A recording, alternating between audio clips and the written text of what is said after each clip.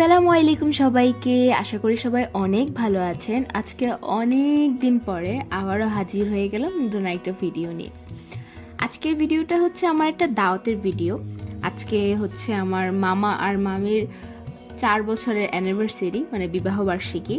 তো সেই উপলক্ষে আমাদেরকে দাওয়াত করা হয়েছে। আর দাওয়াতটা হচ্ছে আমার মামার শ্বশুরবাড়ির পক্ষ থেকে, কারণ আমার মামি হচ্ছে তার বাপের বাড়িতে এখন আছে, তাই জন্য ওইখান থেকে আমাদেরকে দাওয়াত করা হয়েছে। আর আজকে আমরা ফ্যামিলি সবাই একসাথে হবে, তো অনেক মজা হবে।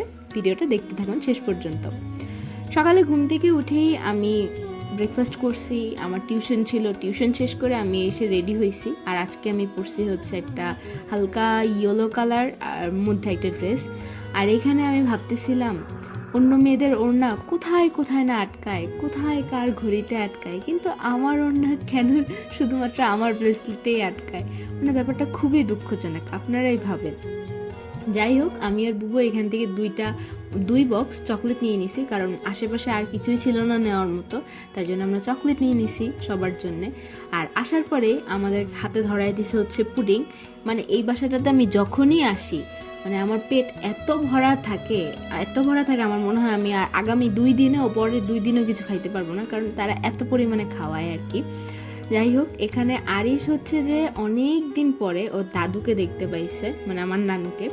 ওর জন্য এটা অনেক দিনই, ও দাদুকে অনেক বেশি পছন্দ করে, তাই জন্য একটু পরে পরে এসে দাদুর সাথে যে আহ্লাদ করতেছিল। আর বুবুও অনেক দিন পরে আরিশকে দেখছে, তাই বুবুও ট্রাই করতেছিল ওকে একটু কোলে নেওয়ার, ওর সাথে একটু টাইম স্পেন্ড করার, ওকে একটু আদর করার। বাট আরিশ তো আরিশই, ও হচ্ছে যে একটু পরে পরে অন্যদিকে দৌড়, এইদিকে দৌড়। আর আমার কাছে বারবার আসতেছিল, কারণ আমি হচ্ছে ক্যামেরাম্যান, আমার হাতে অলওয়েজই ফোন থাকে, আমি ভিডিও করি। আর ও জানে ভিডিও করার সময় ওকে দেখা যাবে, তাই জন্য ও আসে একটু একটু করে লুকাচুরি খেলে আমার সাথে, আমার ফোনটা একটু দেখতে চায় বারবার আমার কাছে, এই জন্য আসে।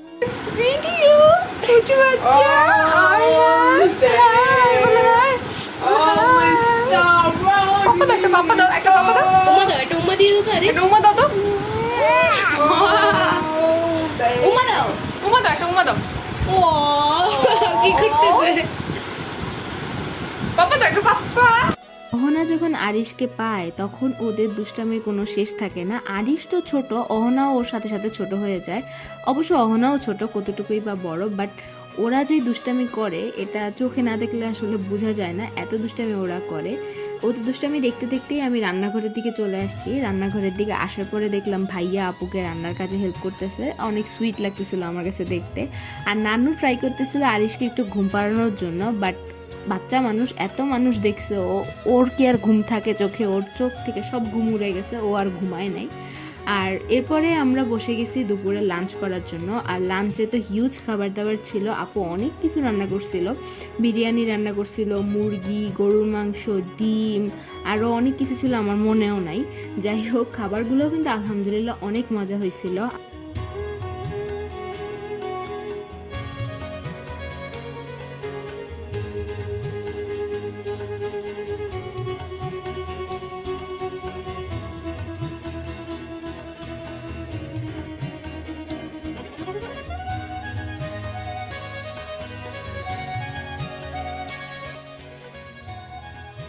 অহনাকে আমার কোকটা আমি দান করে দিলাম।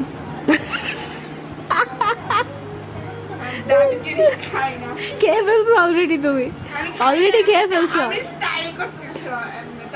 একটু খেয়ে দেখাও, খাও একটু পরে, ক্যামেরাটা বন্ধ করলে তো ঠিকই খাবা।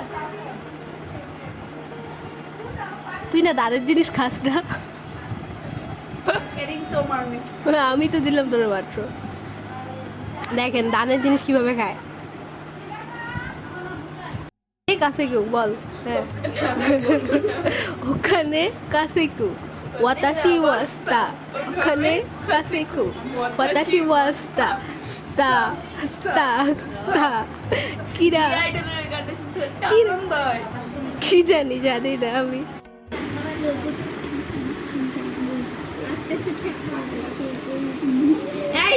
কি ভিডিও করো,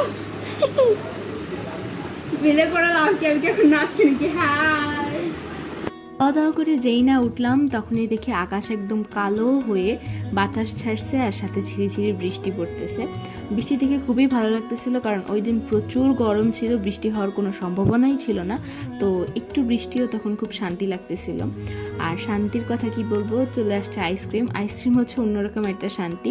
আইসক্রিম আমার খুবই খুব ফেভারিট একটা জিনিস, কিন্তু ওই দিন আমার গলা অনেক ভাঙা ছিল, তারপরেও আমি আইসক্রিম খাইছি। আর তারপর আবার আমি গরম চাও খেয়ে ফেলছি। তো গরম চা আর ঠান্ডা আইসক্রিম কাটাকাটি হয়ে গেছে। মানে কি যে বলবো, এত বুদ্ধি যে আমি কোথায় রাখি, মানে এই বুদ্ধি নিয়ে যে আমি কীভাবে ঘুমাই আল্লাহ জানে। এই বুদ্ধিগুলো যদি আমার এক্সাম টাইমে হেল্প করতো আমাকে, তাহলে আমি অনেক ভালো রেজাল্ট করতে পারতাম। কি করব, ব্যাড লাক। যাই হোক, খাওয়া দাওয়া করার পরে আমি আর রহনা বসে গেছি। এখানে ওই যে হ্যাপি অ্যানিভার্সারি লেখা থাকে, যেসব কার্ডগুলো হয় না, ওগুলো মানে এগুলো ডেকোরেট করার জন্য। মানে আমাদের ফ্যামিলিতে যত প্রোগ্রামই হোক না কেন, সব প্রোগ্রামের এই যে ডেকোরেশনের যে দায়িত্বটা, বেলুন ফুলানো, এটা সেটা, এগুলো সব আমার উপরেই পড়ে সবসময়।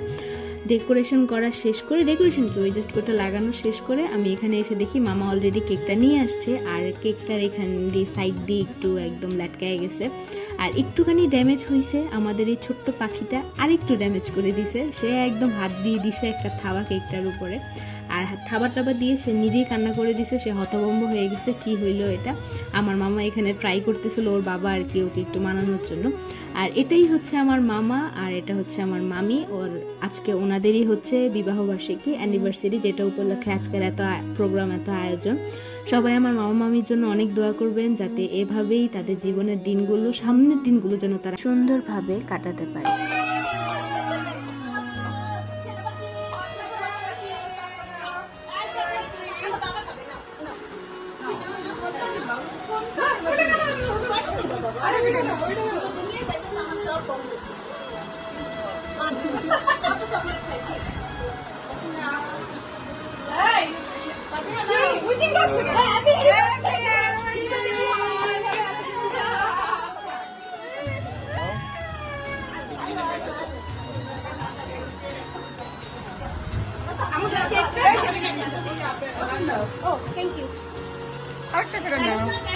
আমরা আনছি আপনাকে